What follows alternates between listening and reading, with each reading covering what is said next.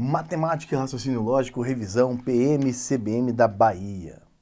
Olá meus amigos, olá minhas amigas, chegamos para mais uma aula juntos, que legal, que alegria ter sua companhia. E aqui estou de novo, o professor Brian, mais uma vez pedindo licença para entrar na sua casa, onde quer que você esteja, viu? Levando o meu trabalho e o Aprova Concursos até você, legal? Reta final da nossa preparação, que legal, que bacana ter sua companhia. E hoje a gente vem falar um pouquinho sobre esse concurso que tem movimentado o estado da Bahia, o de Polícia Militar e também do Bombeiros, né? O Bombeiro e a Polícia Militar, formação de oficiais do estado da Bahia, legal? Um edital extenso, um edital grande, que eu quero convidar você para analisar esse edital, para a gente olhar com carinho quais são os itens que tem lá e, claro, fazer algumas considerações, revisar alguns temas e mostrar para você quais são os assuntos que a gente precisa olhar com algum cuidado para a realização dessa prova, tá certo? Vou te dar algumas orientações e, claro, lembrando a você que todos os temas do edital já foram gravados, já foram preparados com muito carinho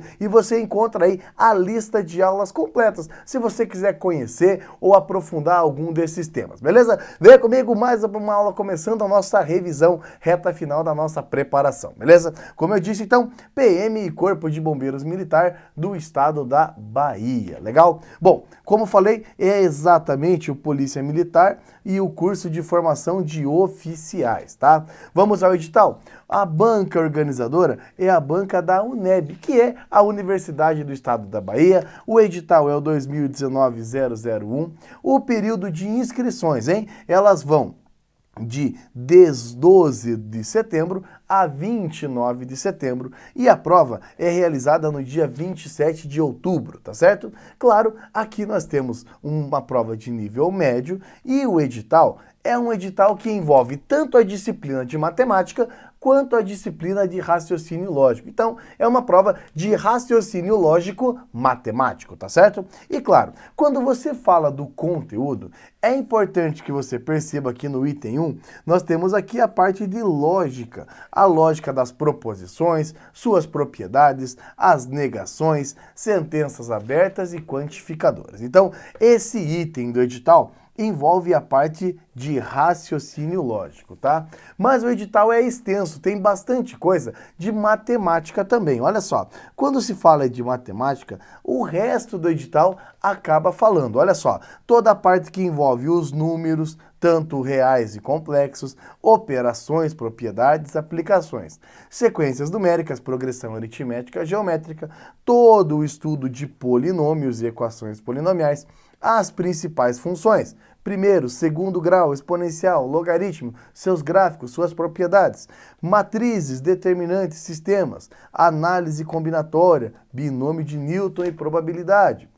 Nesse edital tem toda a parte de geometria, tanto a geometria plana quanto a geometria analítica e também a geometria espacial. No edital temos também a parte de trigonometria e também a parte que é de proporcionalidade, razão, proporção, juros, porcentagem, capitalização simples composta. Temos também a parte de estatística, tabelas, gráficos, média, mediana, moda. E aí nós temos também a ideia das equivalências dentro do mundo da lógica e a resolução de problemas envolvendo frações, porcentagens, sequências, tá? Bom, eu quero que você note no edital, e o edital ele dá muitos sinais pra gente do qual é o estilo de prova. Se você já fez alguma prova organizada pela banca da UNEB, você vai se identificar com o que eu vou propor aqui. Eu olhei as provas aplicadas pela banca da UNEB, provas aplicadas nos municípios da Bahia, provas aplicadas no estado da Bahia para a localidade da Bahia. E é visível que o que está no edital reflete-se na prova. Se você for ver, aparece muitas vezes a palavra aplicações e algumas vezes a palavra problemas. Então, no próprio edital, fala assim, olha, você tem que saber aplicar os conhecimentos.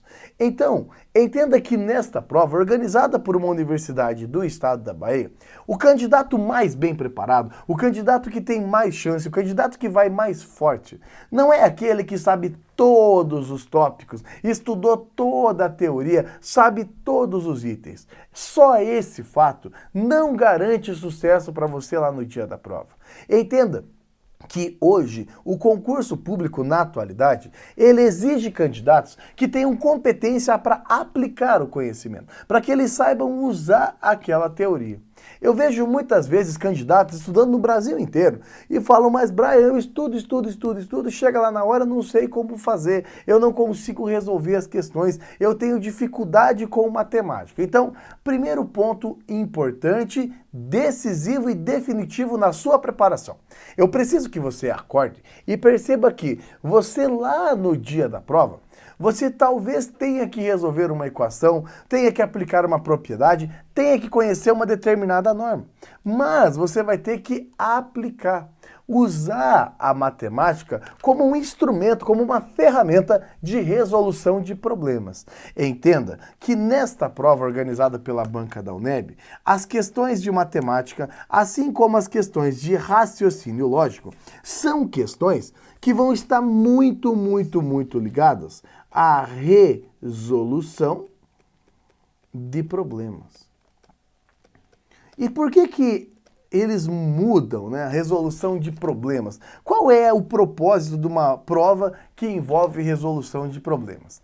Infelizmente, nas escolas, nos bancos escolares, a formação da maior parte dos candidatos, e aí eu convido você para fazer essa reflexão comigo, quando você estava na escola, estudando, lá no banco escolar, fazendo provas, frequentando a escola, perceba que no que se refere à matemática, eu tenho certeza que a maior parte dos desafios que você fez eram desafios do tipo, calcule o valor de x na expressão, ou resolva a expressão abaixo, determine qual é o resultado da expressão, ou ainda, obtenha valores que satisfazem. Sempre você fica basicamente nesse tipo de situação. Resolva, calcule, resolva, determine, obtenha. E não é preparado lá no banco escolar para lidar com uma situação problema. E as provas, concursos, exames e processos seletivos, eles exigem candidatos capazes de resolver problemas. Então veja, nós temos um impasse. Você possivelmente não tem essa estrutura de resolução de problemas e precisa passar em uma prova que tem resolução de problemas. Bom, como resolver isso? Bom, não existe uma melhor estratégia para resolver problemas do que resolvendo problemas. Mas, além disso, vamos ser pontuais e te ajudar lá no dia dessa prova. O primeiro passo, quando você pegar a prova de matemática, comece questão por questão, quando você for resolver, com uma leitura. Mas acredite, essa primeira fase, chamada leitura, pode ser que ela não seja feita com primor hoje por você. Só assim, Brian, você quer dizer então que você está dizendo para mim que eu não sei ler a questão? Não, não é isso. Eu quero dizer que quando você pegar um problema para resolver, ao fazer a leitura desse problema, duas coisas têm que acontecer na tua vida. Duas coisas. Primeira delas, ou você se coloca como alguém que está vivenciando o problema, como alguém que está junto, como alguém que está participando do problema. Ou, se não aconteceu a primeira, você vai para a segunda. Se coloque como alguém que está assistindo. Se não é uma situação do teu cotidiano, você precisa levar o seu olho e pensar, puxa, eu estou assistindo e vou gerenciar esse conflito. Se você não entendeu o problema e não consegue ver o problema como um espectador ou como alguém que está junto, leia de novo, organize as frases, respeite a pontuação, mas eu preciso que você seja parte do problema ou alguém que está assistindo o problema. Feita a leitura, você sabendo como espectador do problema, eu preciso que você vá agora para um segundo nível. O segundo nível é exatamente o que nós chamamos de modelagem. A modelagem é quando você vai buscar modelos. É por isso que você está estudando para a prova. Quanto mais exercícios você resolver, quanto mais questões você praticar, quanto mais você aprimorar sua matemática, mais modelos você consegue. E quanto mais modelos você conseguir, naturalmente, maior vai ser o seu catálogo. Imagine, o edital é gigantesco. Se você aprender porcentagem, razão, estatística, você está construindo um catálogo de coisas que você sabe. E munido com esse catálogo em mãos, você vai lá fazer a prova. Por isso que você estuda. Quanto mais exercícios, mais modelos você praticar, naturalmente, mais chances, maior é a chance e mais forte você vai para a prova. Reconheceu esse modelo? Você vai para a etapa da resolução. A etapa da resolução é a etapa da aplicação. É onde exatamente você vai aplicar a regra, você vai aplicar a norma, você vai executar aquela ação e principalmente o momento onde você vai fazer acontecer. Eu vejo muitos candidatos no Brasil inteiro, e me permita dar esse conselho para você, eu vejo muitos candidatos que estudam e estudam muito, estudam horas, saem do emprego, vão buscar o tempo para estudar e só se dedicam na resolução. O cara decora fórmula, ele decora regra, ele decora um monte de coisa. Chega lá no dia da prova, puxa, mas eu não estudei um monte e não consegui. Claro, você precisa partir do problema para usar a regra e não saber a regra para lá na hora ver qual que é o problema. Entenda, você precisa ler, interpretar, resolver exercícios, criar modelos e aí a coisa acaba acontecendo, legal? Então, eu peço para você que nessa revisão, nesse tempo que a gente vai passar junto, eu quero que você olhe para cada exercício como um exercício que pode cair na sua prova. Um exercício que já foi cobrado em um concurso público, um exercício que foi aplicado talvez na própria universidade lá do estado da Bahia para um concurso similar. E eu quero que você encare cada questão aqui como uma questão da sua prova.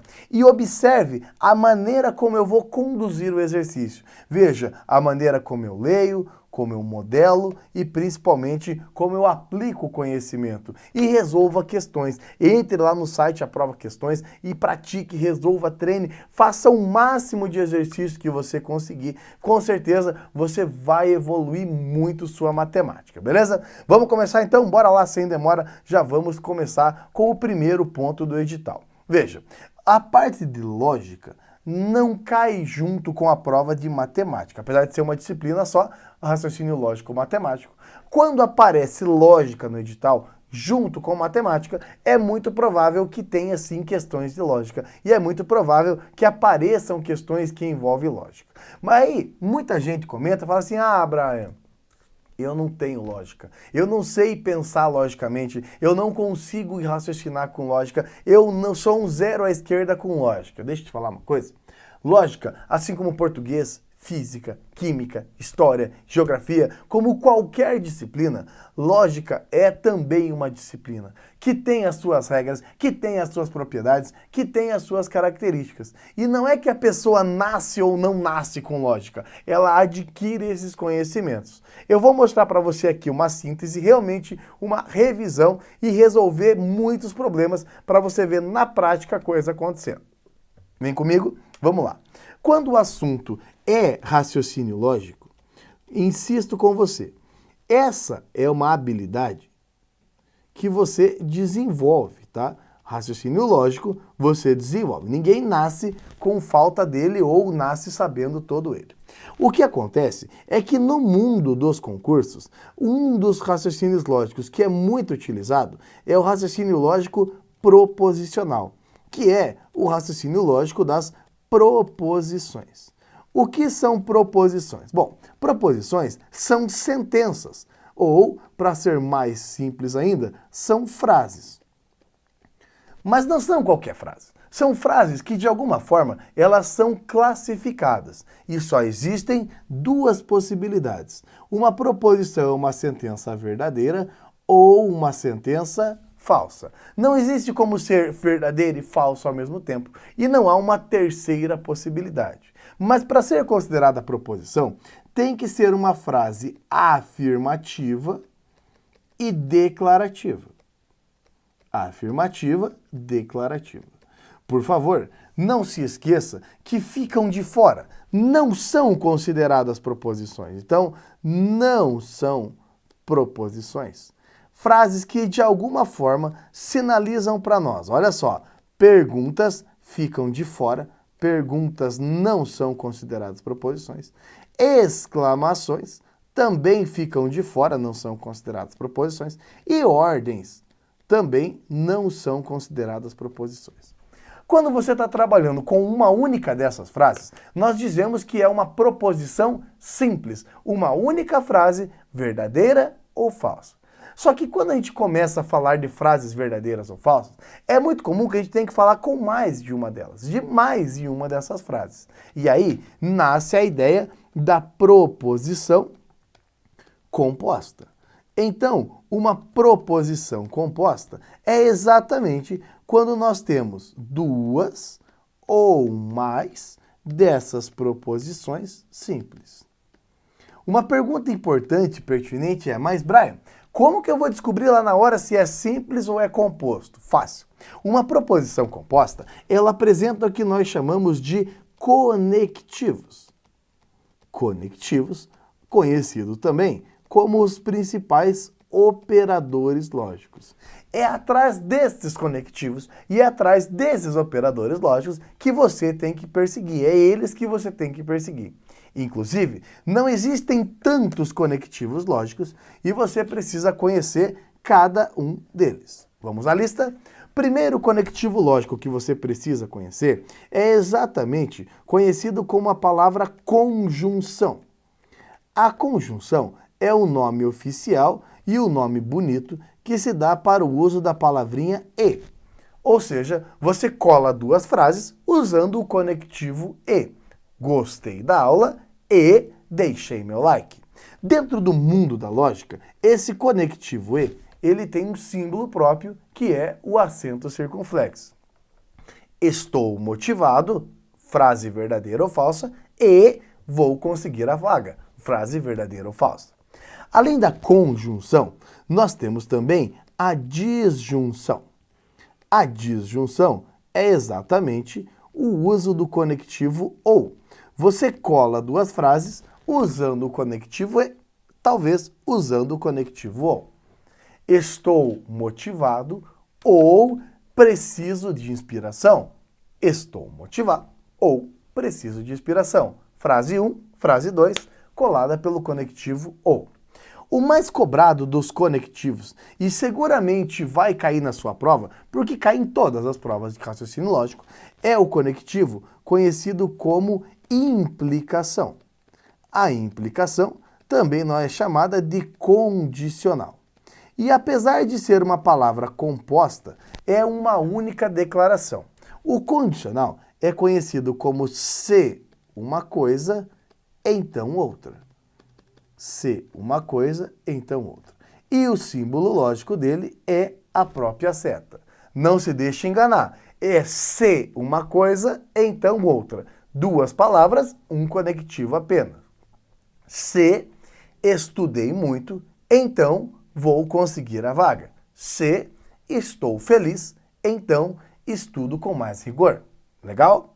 E o outro, não menos importante, é o bicondicional.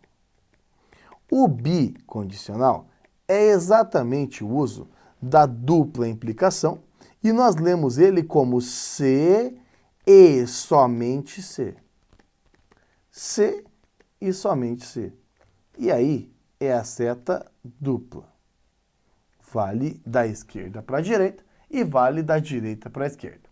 Com certeza, os conectivos que inspiram mais cuidados, e você precisa relembrar comigo, é a implicação, o condicional, e de quebra você entende o bicondicional. Vamos lá? Como exemplo de condicional, eu quero colocar uma frase bem conhecida que diz assim, ó, se a esmola é demais. Conhece esse ditado popular? Se a esmola é demais, então o santo desconfia. Já ouviu falar dessa frase? Nesta frase, eu tenho duas proposições simples. Frases que podem ser verdadeiras ou falsas. Primeira proposição simples. A esmola é demais. É uma frase que pode ser verdadeira ou falsa. Segunda é o santo desconfia. Mais uma frase que pode ser verdadeira ou falsa. Perfeito? Dentro do condicional, todas as frases do tipo se P, então que, a primeira declaração, seja ela qual for, e a segunda declaração, seja ela qual for, cada uma delas tem um nome para ela. A primeira declaração é conhecida como premissa ou ainda como antecedente. Já a segunda declaração é conhecida como tese ou consequente. Entenda? A premissa é a esmola é demais. A tese, o santo desconfia. Existem algumas possibilidades. Isso nós chamamos de tabela verdade ou valor verdade. Veja, pode ser que realmente a esmola seja demais e realmente o santo desconfiou. Pode ser que a esmola é demais e o santo não desconfiou. Premissa verdadeira, tese falsa. Pode ser que a premissa seja falsa e a tese seja verdadeira. Pode ser que a esmola não era demais e o santo desconfiou. E pode ser que nenhuma delas, nem a premissa, seja verdadeira e nem a tese seja falsa. Legal? Quando você avalia todas as possibilidades, nós damos o nome de tabela verdade. Preste atenção agora, porque dependendo do valor do resultado das proposições simples, nós vamos tirar o resultado da proposição composta. Vejamos. Se a premissa é verdadeira e a tese é verdadeira, significa que a esmola realmente era demais e que realmente o santo desconfiou. Aconteceu uma, aconteceu a outra, aconteceu as duas, resultado da frase verdadeira. Quando acontece a premissa, a esmola era demais e o santo fez o seu papel, tá tudo certo, o resultado é verdadeiro. Segunda frase. Premissa verdadeira com tese falsa. Guarde isso com carinho. Quando a premissa é verdadeira, significa que a esmola era demais. E a tese, a segunda parte, é falsa, significa que o santo não desconfiou. Não é esta frase, é também nesta frase. Premissa verdadeira com tese falsa, o resultado lógico é falso. Ou seja, quando você tem a premissa, a esmola era demais e o santo não fez nada. Premissa verdadeira com tese falsa nos leva a resultado lógico falso. Não interessa qual é a frase. Se a primeira parte é verdadeira e a segunda é falsa, esqueça, o resultado é falso. Agora, avalie comigo a terceira possibilidade. A premissa é falsa e a tese é verdadeira. O que significa dizer que a premissa é falsa? Bom, significa dizer que a esmola não era demais. Mas o santo desconfiou. A tese é verdadeira. Não tinha motivo para fazer, mas você fez. Do ponto de vista lógico, o resultado é verdadeiro. A esmola não era demais, o santo desconfiou, tá tudo certo. Se ele desconfiasse sempre, não teria problema. Quarta e última frase. Premissa falsa e tese falsa. A esmola não é demais e o santo não desconfiou. Premissa falsa, tese falsa. Não era para fazer e ele não fez. Do ponto de vista lógico, o resultado é verdadeiro. O único caso que deixa essa frase falsa é quando você assume que vai fazer e não faz. Era para fazer e não foi feito. Aí não tem jeito. Legal? Muito bem. Agora, vamos para um problema para a gente entender esse começo da lógica num exercício. Olha só. Considerando os principais símbolos dos conectivos usados na lógica, assinale qual é a frase que tem resultado lógico verdadeiro. Repare que nas 5 alternativas que você vê ali, cada uma delas tem duas proposições. Duas frases que podem ser verdadeiras ou falsas. Vamos lá? A neve é branca, uma frase verdadeira ou falsa. 2 é maior que 5, frase verdadeira ou falsa. Brasília é a capital do Brasil, pode ser verdadeiro ou falso. 10 é menor do que 8.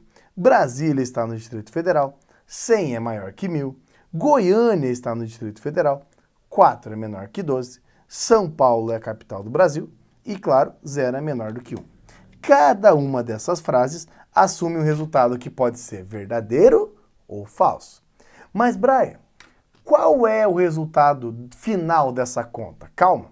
Dependendo de cada resultado individual, a gente decide o resultado final. Parece difícil, mas não é, e você vai acompanhar comigo. Diga para mim, vamos lá. Letra A. A neve é branca e 2 é maior do que 5. Responda para mim. A neve é branca? Sim.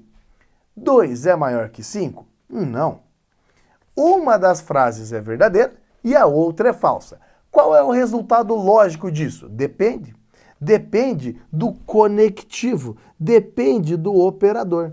Nesse caso, é o acento circunflexo, é o conectivo E. Guarde com carinho. O conectivo E, para ele revelar um resultado verdadeiro, eu preciso que ambas sejam verdadeiras.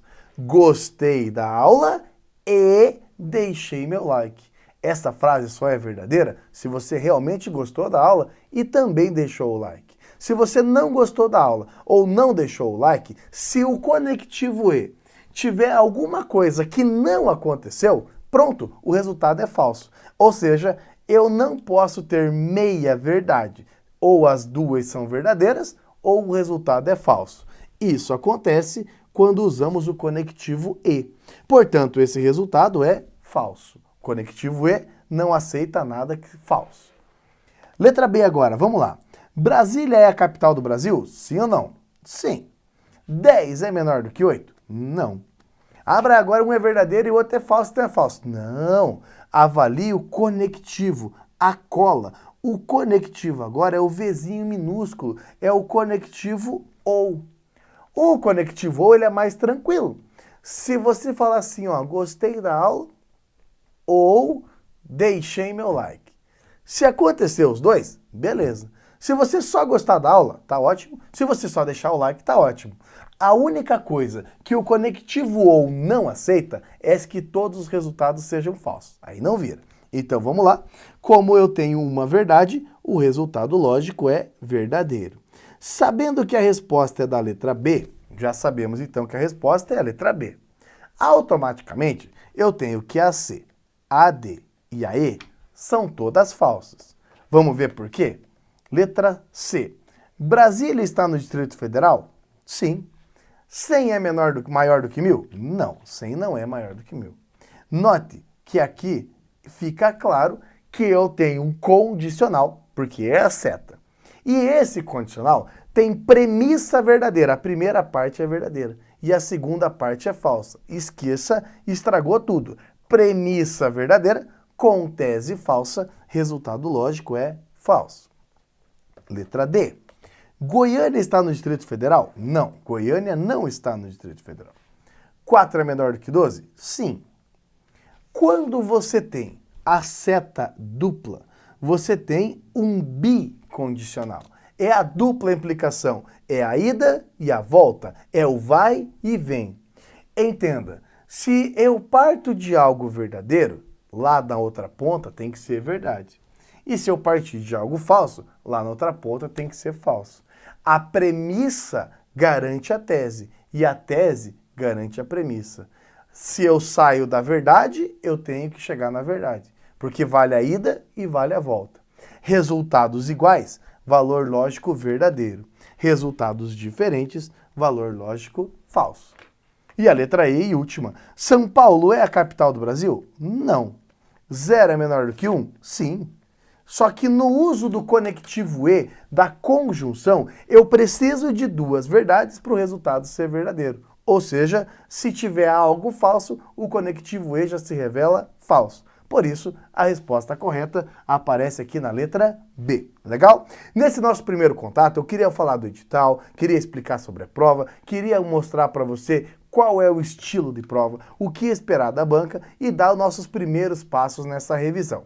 Na próxima aula eu vou pegar mais pesado, vou resolver bem um número muito superior de problemas e revisar conceitos que você precisa saber para fazer uma excelente prova. Legal? Então eu espero você, eu conto com você, já eu volto com mais uma aula e claro, você é meu convidado, tá bom? Um ótimo estudo a todos, galera, um forte abraço, tchau, tchau!